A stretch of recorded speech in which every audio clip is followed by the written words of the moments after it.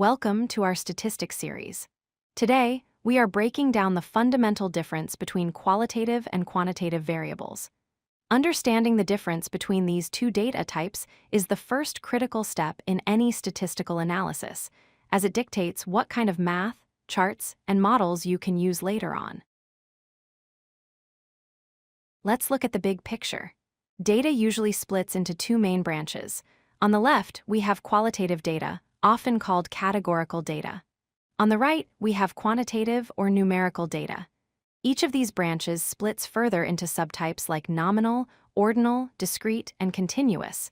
We will explore each of these in detail. First, let's talk about qualitative data. The root word here is quality. This type of data describes a characteristic or a category. It answers questions like what type or which group. Think of these as labels or names. Common examples include eye color, the brand of your car, or the state you live in.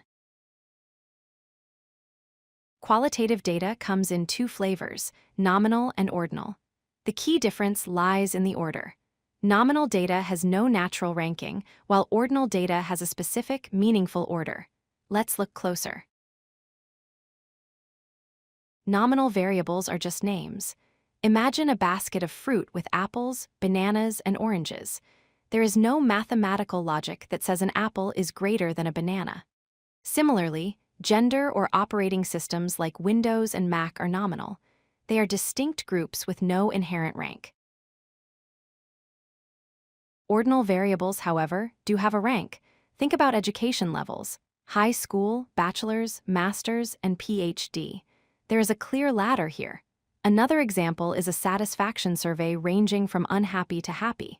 Order matters, but we can't always say the distance between each step is exactly the same.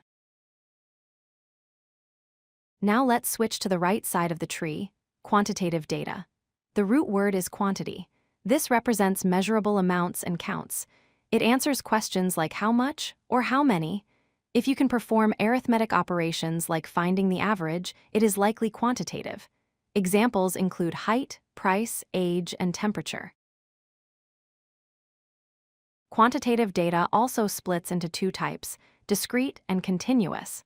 The easy way to remember this is, discrete is counted, while continuous is measured.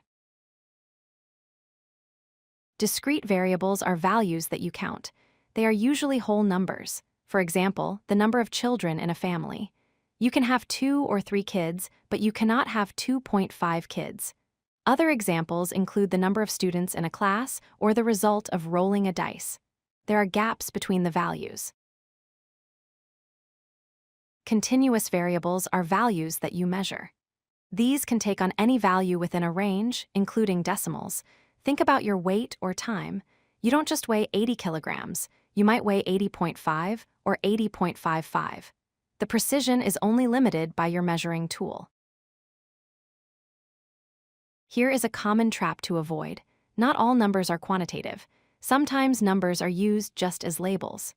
Zip codes, phone numbers, and jersey numbers on a sports team are actually qualitative. It wouldn't make sense to add up 2 phone numbers or find the average zip code. If the math doesn't make sense, treat it as a category. Here is a summary cheat sheet to help you remember.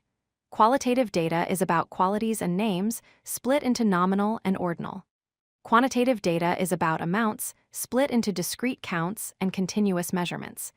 Keep this distinction in mind, and you will never confuse your variables again.